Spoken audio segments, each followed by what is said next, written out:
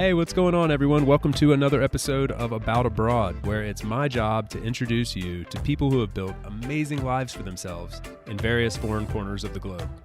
We're talking with expats and thought leaders about moving abroad, remote work, visas, and all the fun and practical knowledge that you need to know to follow in their footsteps.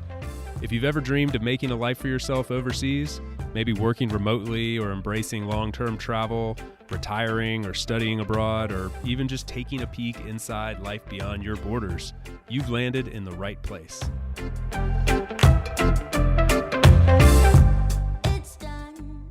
My guest today is David McKeegan, and he is the co-founder at Greenback Tax, which I hope is familiar to you all by now because Greenback is my exclusive partner for this season. They have literally brought the entire season to you all free of charge, and I am super grateful to them for that. They make this all possible, but even more so, I'm grateful to them because they've been my long-term partner on my U.S. expat taxes. As an American, I'm from one of only two countries in the entire world that has to file my income taxes regardless of which country I'm living in. It's kind of crazy, but it's true. There is a lot more information in the show notes. Feel free to click through and go check out Greenback Tax. In the meantime, I hope you enjoy this episode. David stopped by to update us on his pretty incredible life. They've just spent 9 months traveling to 8 or 9 different countries as a family of 5 with 11 passports, and they are back in Costa Rica now to tell us how the journey went and update us on some tax stuff as well. So quite a lot packed into this episode. It was a lot of fun for me.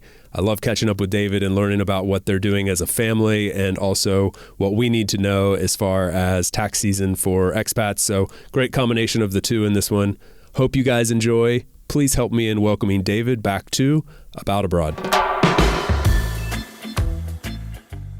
David, so good to see you again. I'm glad you made it back to About Abroad, and this time as a I don't even know where are you? I gather you went off somewhere for some months. Are you back home in Costa Rica? Yeah, we are back in Costa Rica. We just got back about a week or so ago. We were gone for about 8.5 months, just trying to get the dust off our passports after all the fun COVID stuff. So we actually hit, I think it was 8 different countries in 2022. Just traveling around with the kids and just having a blast doing it. It's nice to be able to travel again. It's kind of fun, like shaking off the cobwebs a little bit. I hear a lot of nomadic types feeling that way. After COVID, we felt kind of like confined for a couple years, and then all of a sudden it's like, oh wait, I can travel again. Let's see what this is like. Yeah, exactly. Our kids, I think pre-COVID, they had been on an airplane every 90 days for their entire lives. So COVID was the longest period that any of us had not been on an airplane, and any of the kids, and that was quite a shock for everybody. So it was nice to be able to get back on the road again. Man, that's crazy. And you said what, 9 countries in 2022? We went to 8 countries. So, we started 2022 in Costa Rica. We went to the States. We went to Spain. We went to Greece. We went to a couple different places in Indonesia. We went to Singapore. We went to Thailand, and we went to Vietnam. Wow. What did you feel by the end of it? Like, was it exhausting at all? I found a little bit. The reason I say that is I kind of lost my stamina. I feel like I started out after COVID, like, all right, we're going hard. We jumped in our camper van and we started driving around Europe. And then we kind of realized, like, oh man, we sort of like these muscles atrophied a little bit. we gotta get our stamina back up. The way I like to do it, or the way we as a family like to do it, I borrow the airline term, the hub and spoke model. We did a trip to Spain and we went to Greece at the same time. And that was, just a couple weeks and it was great. But when we went to Asia, we were based in Bali for the whole time. And, I went to the Philippines too. I forgot the Philippines. And, that was a work thing. And so we were based in Bali for about 3 months, which was great. And then we're doing these side trips to other places, seeing friends, just going back to places we hadn't been for a while, stuff like that. So it wasn't overly exhausting because you do have that downtime where you go back to Bali. Bali's very nice and calming and everything like that. So you get back and you relax into Bali again, and then you plan a trip for a couple weeks later. That's cool. Do you know my wife has recently come up with a term for this? I think I've talked about it on the podcast, but she has decided she doesn't like to take trips within trips. Like when she wants to. So for Okay. example, right now we're staying in Germany, and she's kind of like, I don't need to like go traveling off. Meanwhile, I've got this addiction itch to be doing that all the time.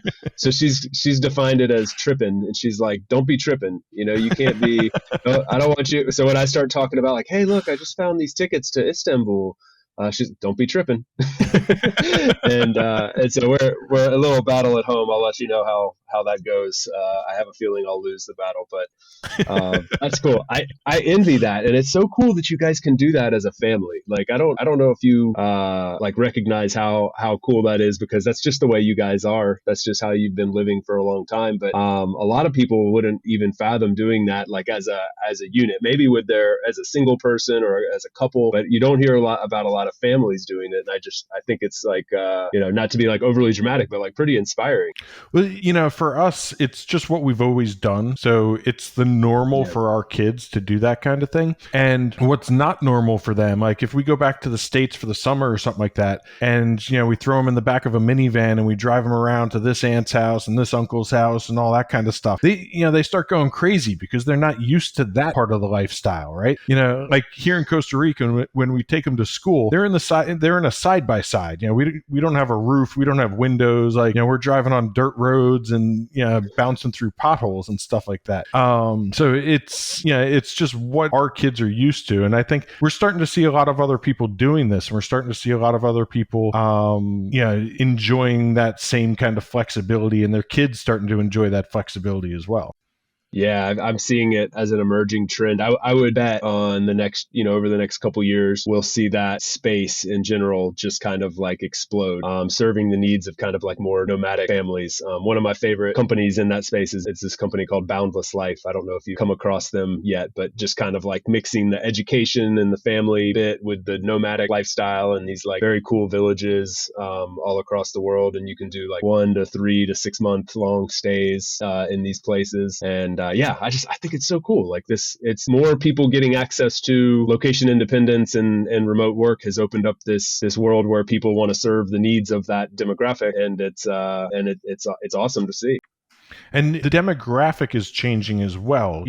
Like when we first started doing this, I guess almost 14 years ago, it was a lot of single guys. It was a lot of, guys in their 20s, doing SEO kind of jobs and stuff like that. And, you fast forward to today, and it's a lot of families. It's a lot of people with, white collar jobs that they can do online, or a lot of people have started their own businesses to enable themselves to do this kind of thing. And, people are doing well while living this kind of lifestyle. It's not squeezing two nickels together in Mexico to try and get that last burrito or something like that. Like people are living a great life overseas and having a great time doing it. So it's kind of win-win. Were you speaking from experience there in the 2 nickels in a burrito kind of thing? Well, one of the reasons when we first started our business, one of the reasons we moved to Bali was because it was very affordable. That just gave us a lot more runway in starting our business. If you're living somewhere that's, it was probably a tenth of the price of London. So, our money just went a lot farther. And you also had a better quality of life. In Bali, you have a housekeeper, you have a driver, you have a nice house with a pool, the weather's good, like all this kind of stuff. Whereas, somewhere like London, New York, those kind of places, you can't really afford that unless you have a lot more money. Did you notice any? Well, hold on, let me back up because I feel like I know the answer to this question, but let me just make sure. You guys lived in Bali. You called Bali home for a while, but you currently call Costa Rica home. Those two things are correct, Yep. Right? Okay. And how long has it been since you were on this trip back to Bali and maybe just Asia in general? How long had it been since you guys were there for any significant amount of time?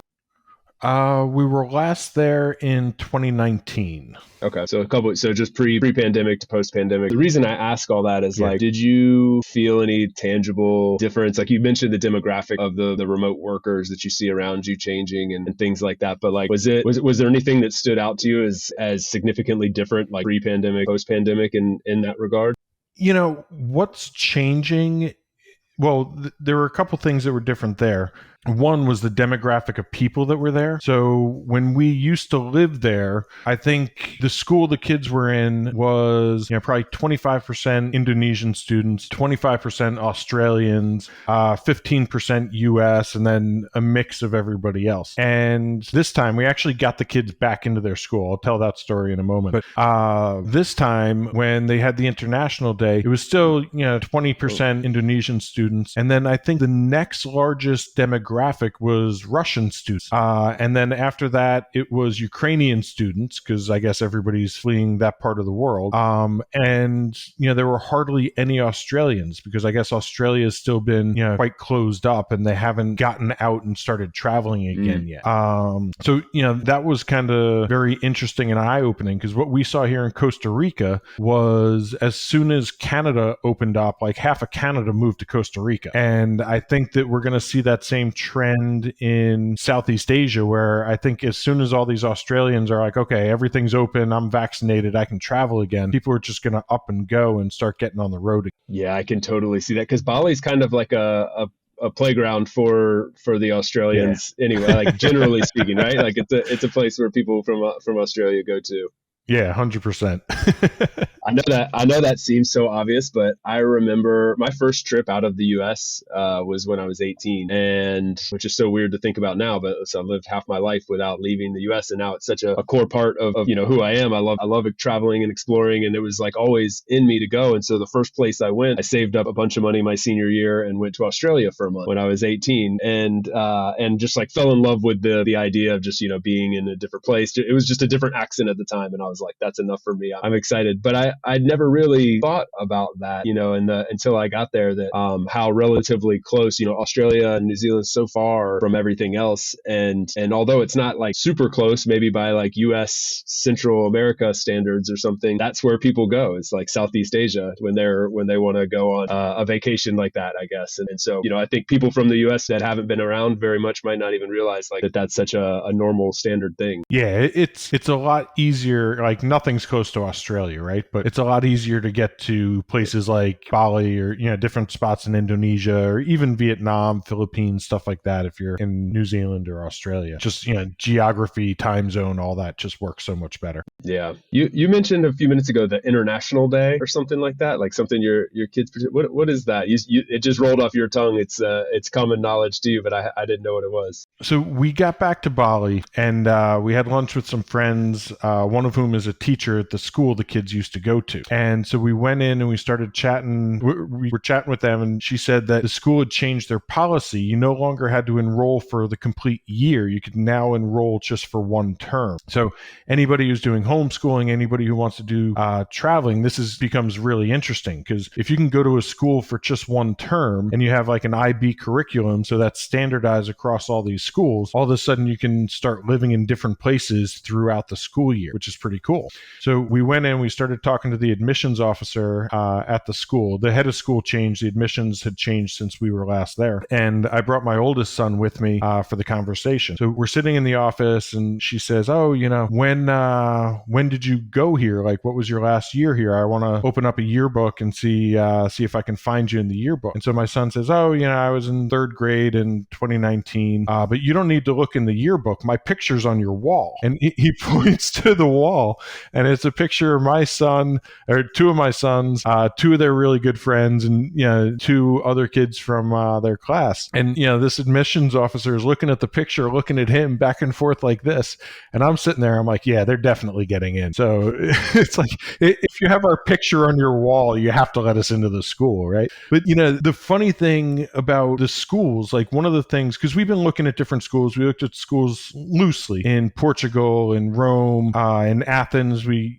talked to a couple people about it, and one of the things we're seeing is all these international schools are getting booked up. They're all getting filled up, and sometimes it's people taking a year, sometimes it's people who have just decided, hey, I'm moving to Portugal, or I'm moving to Rome, or I'm moving wherever. And so all these international schools are starting to fill up, and that's kind of further evidence that you have a lot of these families traveling as opposed to just single individuals and things like that. You're getting people saying, I'm going to change my life and just make a big move, make a big step change, and go live somewhere else for a while.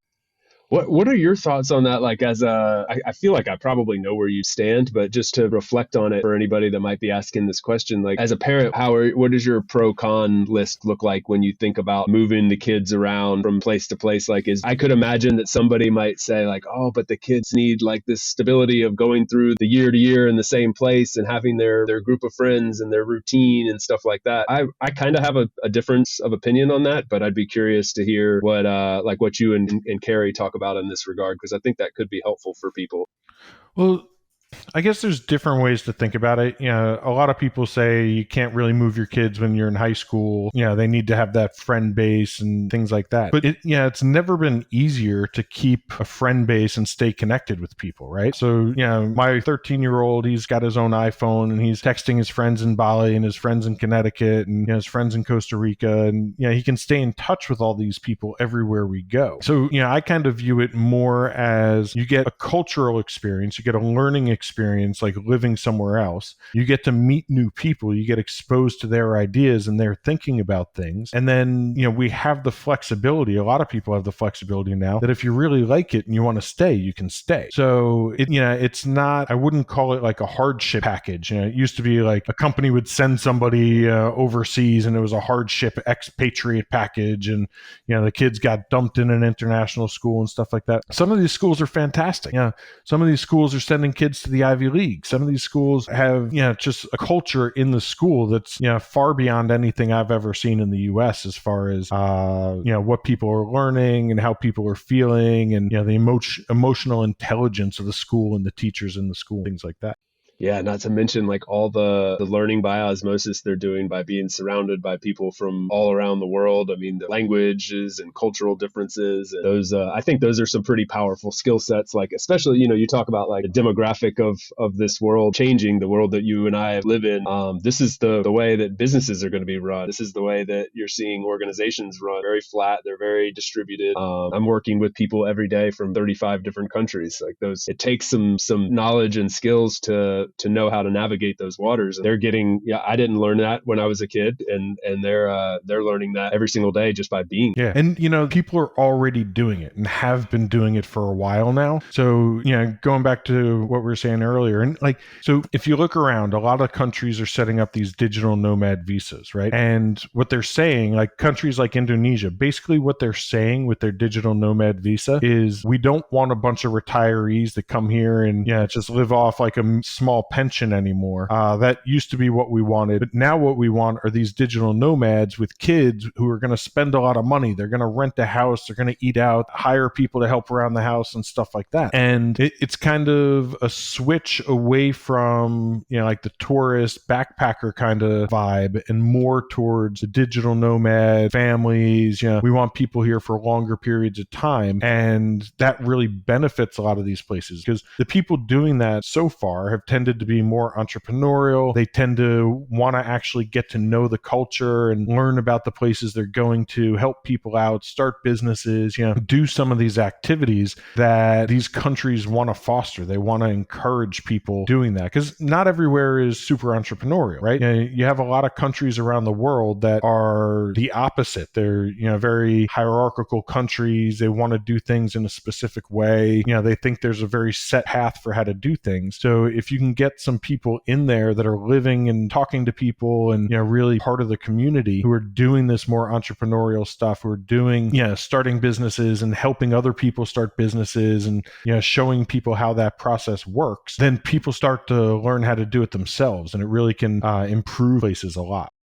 100% agree. I had somebody on the show here not that long ago, Lavinia, who really epitomizes this in my mind in Bali, actually. Like she went to Bali, like fell in love with it, started a business that like helped start a business there. It's like a co-living space that later became an incubator to help startups thrive there on the island. And then also they rolled out like a program that helps local Indonesians get such jobs online so that they're earning Western salaries and bringing those in in, and like it's changed lives for like a lot of people. They employ, I can't remember the number, but it's like, dozens of employees that are locals from there, and they're interacting with each other from, people from all around the world. And so like, I think that's just like a little microcosm of what these digital nomad visas can be. Like, yeah, it's awesome. You bring in a bunch of families that spend money there, and digital nomads that spend money there, but some people stay and some people plant roots and create like incredible things that really impact the economy for quite a while. And I've seen some numbers like hundreds of millions of dollars that have been brought in to some of these countries via these digital nomad visas, in some places that could really use it. Like, it's pretty amazing. Well, it's almost like an aid package in some ways, right? If you have people earning Western salaries moving somewhere, and then they have that much more disposable income that they're willing to spend, you can get a big bump in the economy just from that kind of spending environment. And I think that's what countries are realizing, that sometimes it's better just to have people come and spend money than to have people come and try and tax them to oblivion. Yeah. And then on the other hand, like I'd be, as a tax professional, the tax professionals that you are, I'd be interested to know what you think. Like, you see some of these countries doing the digital nomad visa thing, but then wanting to get taxes. Like, they're creating this red tape for the digital nomads, which in my opinion, they're putting this friction in place that's going to prevent them from having a ton of success. I think the gains are the things that we've already talked about. And they're kind of being a little bit, I don't want to say greedy, but they're trying to recoup some tax money that I think is like pennies when you look at the comparison. But I don't know. I mean, you might have analyzed this in a different way. I think people are going to vote with their feet, right? Yeah. The kind of people that are going to do this are the kind of people that vote with their feet. And if country A says, hey, you can get a digital nomad visa here and we're going to charge you 30% tax on your income, and country B says, we'll give you the same visa, but you don't have to pay the tax here, I know where I would go. Yeah.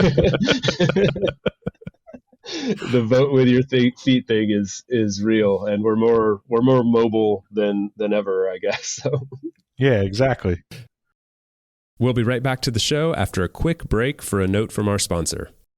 Hey guys, so many of you write in asking how to support the show best. And if you are listening and made it this far into the episode, then I'm going to presume that perhaps you're one of those people that wants to help. So if that's the case, the best thing you could do right now would be to open up the app that you're currently using to listen to this episode. Go to the little arrow thing that allows you to share, select it, and share it to one of your social media networks. That would be a huge, huge help. You can feel free to tag me at DC Warrington, and I'll slap you a virtual high five from wherever I am in the world. Thank you so much for the support. We really appreciate it, and I hope you enjoy listening to the rest of this episode. I mean, on that note, I guess I'd be like remiss to ask you, like, we're in the beginning of tax season. Greenback has been an awesome partner with About Abroad this year. So first of all, thank you for that. And a huge demographic of our audience are expats from the US, people who are aspiring to be expats or maybe digital nomads and looking to spend some significant time out of the US. Like, I think it'd be a good opportunity to maybe dive into some kind of like bullet points or things that people should know this time of year as they start thinking about those sort of things.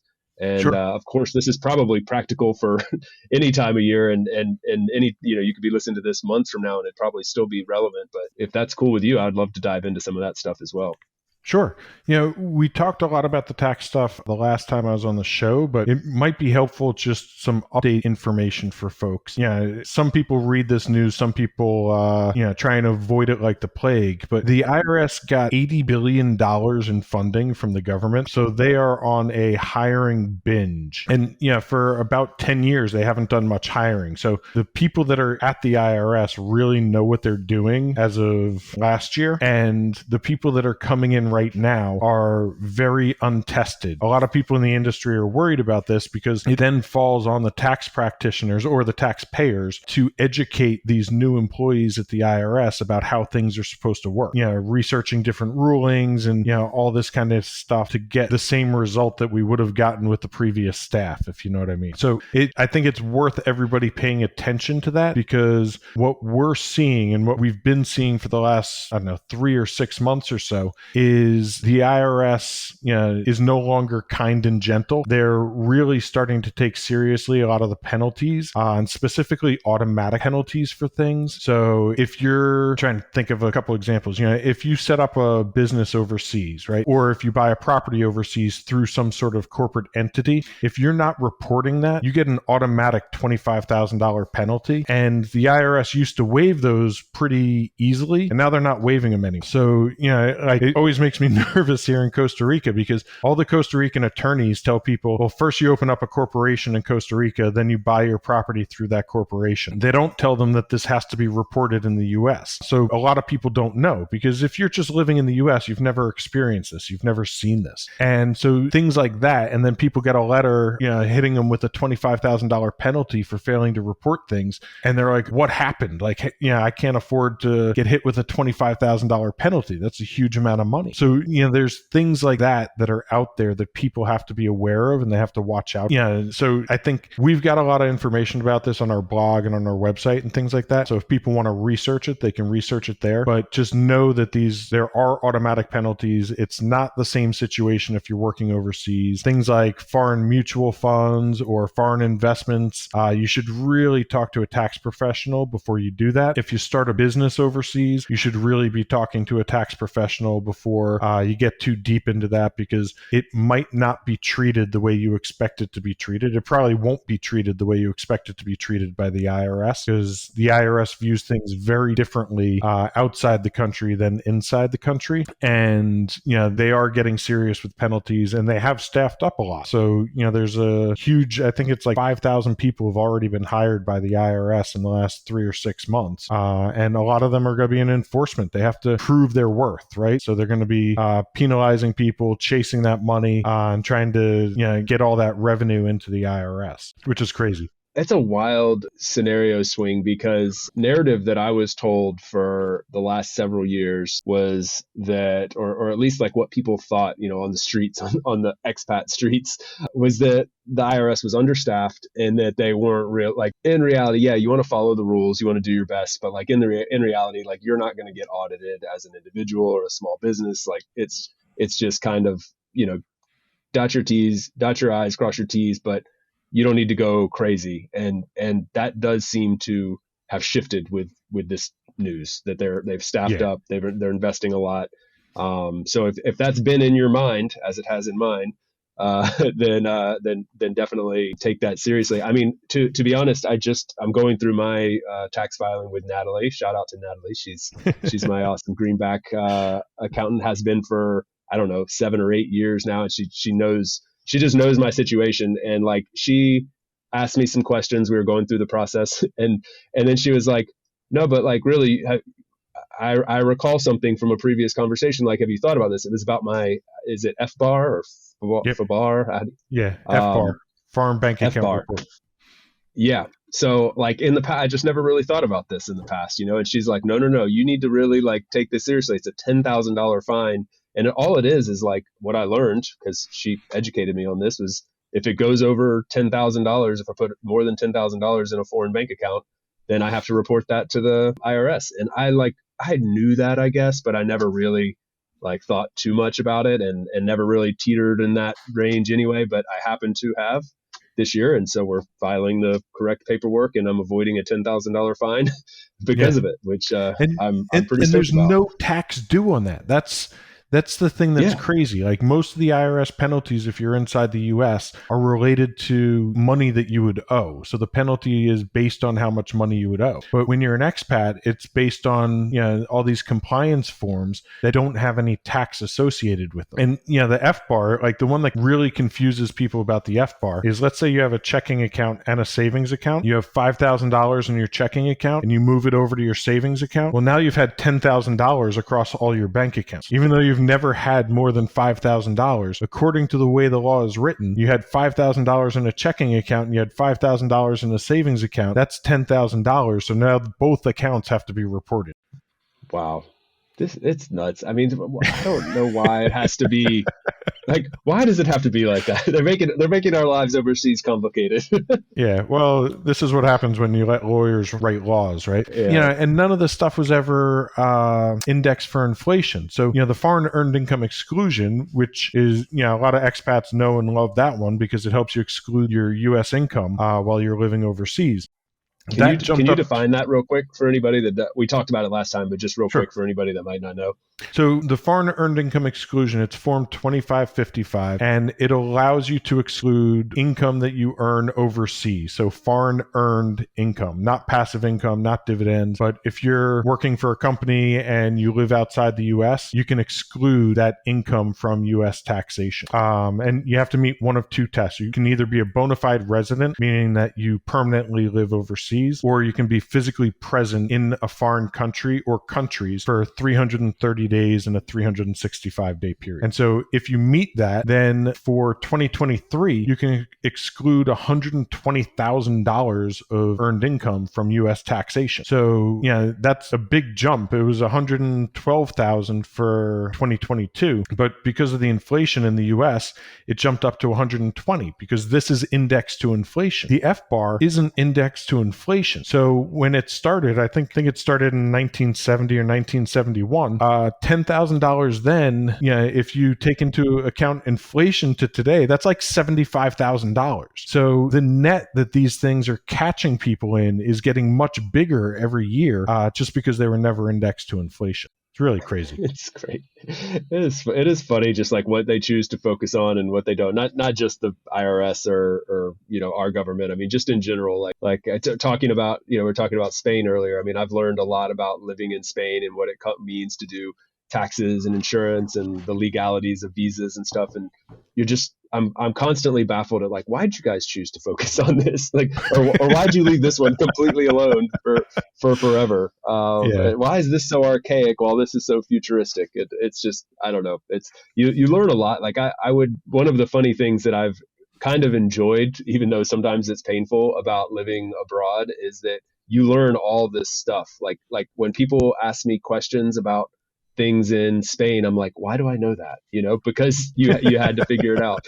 And I'm here in Germany now. I just had a call with a lady an expat that's been living here a U.S. expat that's been living here for 20 years or something. And I had some questions about bureaucratic stuff. And she kept saying that throughout the whole conversation. She's like, why do I know this? Why? It's like, you just pick this stuff up. And it's interesting. That's really one of the fun things about it, though, right? Because, if you live only in one country, you think that everything that happens there is the way it happens everywhere. Whereas if you start experiencing those things in different places, you start to see how different systems work, and you see what's better about this one versus that one, and, why this works a little bit better, and, why this came to be, and things like that. I think especially for kids is fantastic. Like having them see that and realize that there's not one way to do things. There's multiple ways to get things done. Yeah, absolutely. I've personally really come to appreciate that, and I think it's helped me change my views on stuff and just be more open to there isn't just one right way to do something. And I thoroughly enjoy learning, even if I don't agree sometimes or find it frustrating at times to work through. It's there's something enjoyable about that change of perspective or growth in perspective, I guess. Yeah. Definitely. Just jumping back into the tax real quick. Can I give just a quick update so people know what the rules and the limits are for this year? Yeah, please. And awesome. I have a question or two as well to follow up on that. So for the foreign earned income, that's going up to $120,000 for 2023. And if you're married filing jointly, both people can use that if they both have earned income. The standard deduction for single filers for 2023 is $13,850. And if you're married filing jointly, it's $27,700. And then the 401k limit is up to $22,500. And the IRA limit is up to $6,000. $2,500. So if people are working overseas, like if you're working for a U.S. company and you have a 401k and that kind of thing, just make sure you're saving as much as you want to be saving, because that limit got indexed to inflation. It jumped up a little bit, so you can put a little bit more away. But yeah, we're talking about some pretty serious numbers there. If you're doing all this stuff, if you're married filing jointly, it's almost $325,000 that you can earn without paying any tax in the U.S. Which, that's pretty nice if you do it right. That's not too bad. David, okay, this brings me to I mentioned I had a question, and I know you probably have other points that I want to get into also, but that brings me to a point that I hear all the time, and it's people will say, "Oh, you're American, that means you're always going to have to pay. If you're going to be an expat, that means you're going to pay taxes in two places. You're one of two countries in the world that has to do this." And I am finding more and more that there are so many ways to exclude your income in the US that while that may be true that you have to file and you may be, you may have to pay some taxes in the US, it's not quite as bad as it sounds. And with double taxation agreements and things like this, it's not quite as ominous as it might appear on the surface. Do you think that's correct to have that way of thinking? I think that's largely true. But what we were saying earlier, it's a bit of a landmine, right? A bit of a minefield. So, there's two big tools that expats can use. One is the foreign earned income exclusion that we already mentioned. The other is the foreign tax credit. So the foreign tax credit says that if you pay taxes to a foreign government, you get a dollar for dollar tax credit against what you would pay the U.S. government. So if you pay $10,000 to Germany in taxes, then you can subtract $10,000 from what you would owe to the IRS on the U.S. side of things. So people can use these to largely avoid getting double taxed, and that's why they're there. But you have to know about them, and they're more complicated forms than what most people are used to. Like if you're just a W-2 filer in the U.S. and you're doing it on IRS Free File or TurboTax or something like that, it's not that bad, right? It's doable. But when you go overseas, all of a sudden you have your FBAR you have to worry about. You have, they're asking you how many days you've been overseas to see if you qualify for the physical presence test. And, these aren't things you can game. You don't want to be goal seeking to get to the right number, because it's all or nothing. If you're overseas for 329 days, you don't get to exclude any of your income. So you have to make sure you're doing it the right way to get the benefits and to avoid, being double taxed or having taxes that you don't want to be paying. Yeah. That's a good point. And so, kind of piggybacking off of that, something that you're like we were just talking about, you're constantly learning. I've been living abroad more or less since 2014, and I just kind of learned something for the first time this year in my conversations with Natalie that and let me give a little bit of context. So I'm switching from a kind of temporary visa situation to a permanent residency visa. And previously, the old visa, I couldn't access any of the government services, like a pension, for example, like a government sponsored pension, which you're required to pay into if you're a permanent resident. So on one hand, at first it was oh, this is kind of bad because I'm going to have to contribute to this pension system in a foreign country. But on the other hand, talking with Natalie, she educated me on this fact that you can actually, that could be helpful, because if you're contributing less to that pension, then you may be able to avoid the self-employment taxes that many of us have as freelancers, contractors, remote workers living abroad. You can avoid that perhaps 15.3% self-employment tax, or at least diminish it.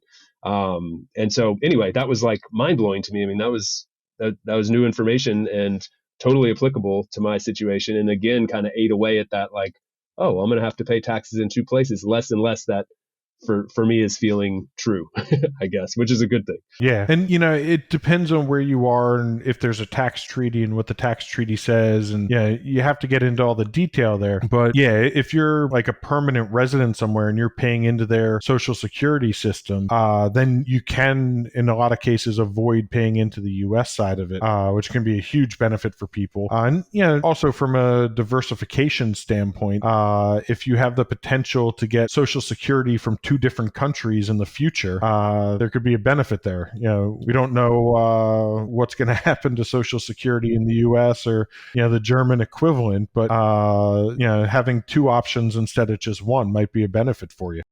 Yeah, I'm seeing a lot of conversation about that. I don't know if that's one of the trends that you're noticing also, but there's a lot of discussion out there about the importance of having a second passport or the ability to call another country home. I guess just a bit of uncertainty out there. Maybe we felt like the ground was a bit stabler before, and there's some questions, or maybe it's just the fact that people's eyes are open to the fact that they can work from different places. I don't know, but I hear a lot more of that chatter. Unsure if you've heard that out there on those streets as well. For years. I think when you get outside the U.S. and you start experiencing that, you start thinking about it a little bit more because, you do realize that there is a whole world outside of the U.S. It's not, the sun doesn't revolve around the U.S. kind of thing. And so, like in our particular circumstance, we're a family of 5, but we have 11 passports. So, my joke is it's like Jason Bourne, the later years, a bunch of kids running around with multiple passports. Each of our kids has like 3 different currencies in their wallet, all this kind of stuff. Not a lot of money, but like $2 in 3 different currencies. But it's good. The kids, even things like learning math. If you're in the U.S. and you're spending dollars, the mental math you're doing is adding 2 plus 5 and 2 plus 10. If you're in Indonesia, that same mental math is adding 30,000 with 65,000 because it's 15,000 rupiah to $1 over there. So even that kind of thing is stimulating. Yeah, it's stretching the mind. Like I said earlier, like just in a form of osmosis where you're just not even trying, but you're forced to stretch and grow and use the mind in a different way. Yeah, 100%. I think I didn't want to cut you short there. I'm sorry I interjected with some questions of my own. Were there any other like major points that you think we should make while we've got people thinking about taxes? I think the main thing is just to do a bit of research. Avoid any kind of foreign mutual fund. Do research before you invest in a foreign company or start a foreign business or buy property and things like that. Because the IRS is going to be a little bit less kind and gentle going forward, I think. And some of these automatic penalties are no longer just getting, we'll wipe that away. You've been a good person. You've been filing what you're supposed to file. I think they're going to start enforcing those, and they're massive. They're huge penalties. Yeah. Good reminder. Definitely. And I do a, not just saying this because we're talking. Like every year, I feel like I know my stuff now, but I do a consultation with my accountant at Greenback, Natalie, every year just to kind of like catch up on this stuff. We spend an hour going through these things, and I learn something every single time, even when I think I don't need it. And we prep for the future. And I mean, it's saved me, tens of thousands of dollars, like no joke. So it's one of those things nobody really wants to think about unless it's your thing. And luckily there's people out there it's their thing. So I'm a huge fan of I mentioned it a million times on this show before, but like outsourcing your weaknesses, hiring people who are pros. And when it comes to the regulation around being an expat or a nomad and spending a lot of time outside your country, like whether it's visas, taxes, insurance, all that stuff, like just get a pro to do it for you. Huge fan of that. Yeah, no, me too. And even now, like I'll do consultations and stuff like that as well for me, because you change a little bit every year, right? You go to a new country, or you see a new investment, or you want to buy a property, things like that, and your needs change, and you want to know how to avoid problems in the future. That's the way I like about it. Yep. Yeah, it's well worth it. That's fine. So I had one other question I meant to ask you earlier, and I'm so curious to know, you guys, perpetual travelers as a family, you settle in Costa Rica, COVID happens, you're there for a couple of years, then you hit the road again in 2022, 8, 9 countries, and now you're back in Costa Rica. Like, what's the what was the feeling getting back to Costa Rica? Was there, a sense of relief? Okay, fine, we're home. Do you miss the road? Do you find yourself getting you got the itch, now you want to go again? Like, what's the family vibe in this situation? I think everybody's really excited to be back here for a while, and I'm sure we're all going to get the itch again as soon as it starts raining again. The next 3 months are beautiful blue skies. Everything is great here for the next 3 months, and then if we get a big rainy season in April or May, that'll probably be when everybody starts getting itchy feet again and wants to travel again. I can imagine. Yeah, the weather dictates quite a bit. As a guy who's been living on the Mediterranean in Spain for the last 5 years and is doing his winter in Germany, I'm craving that sunshine for sure. I don't miss my snow boots, I'll tell you that. No.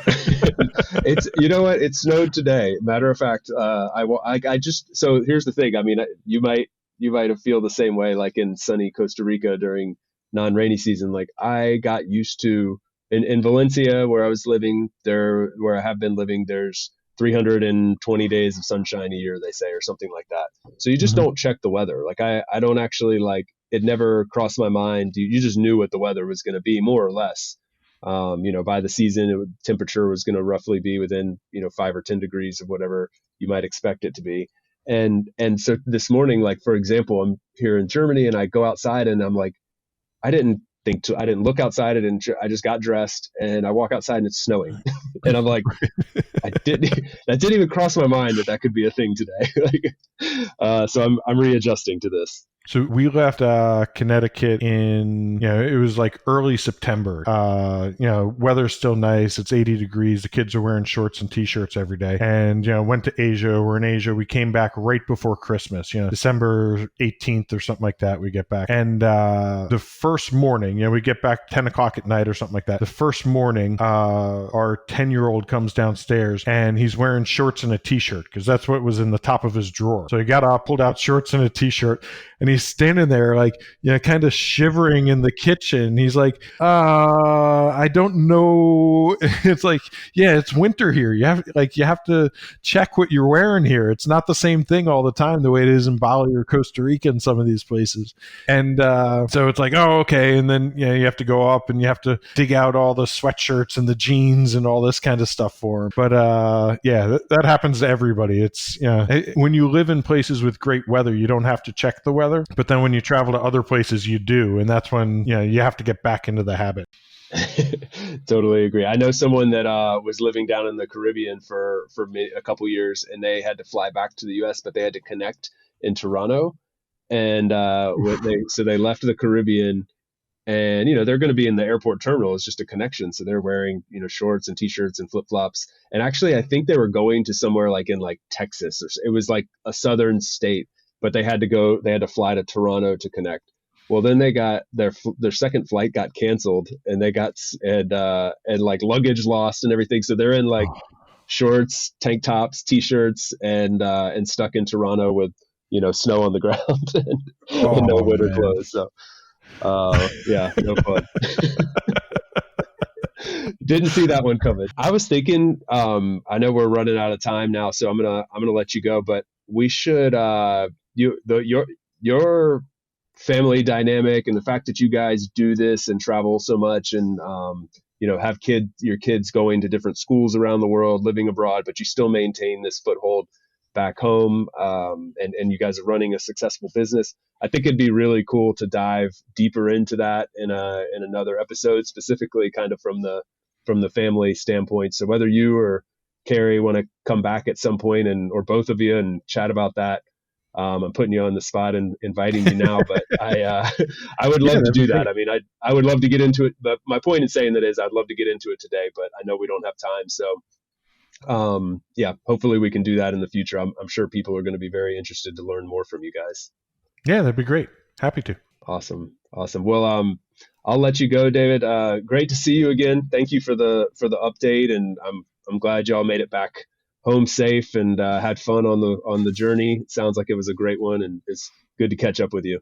Yeah, great talking to you as well, and stay warm. It's gonna be a cold winter, huh? Yeah, I'm gonna try to embrace the mountain life and do some snowboarding and we'll see. But right now I'm just trying to stay warm. Awesome. Thanks, David. Speak soon. Thank you. Bye.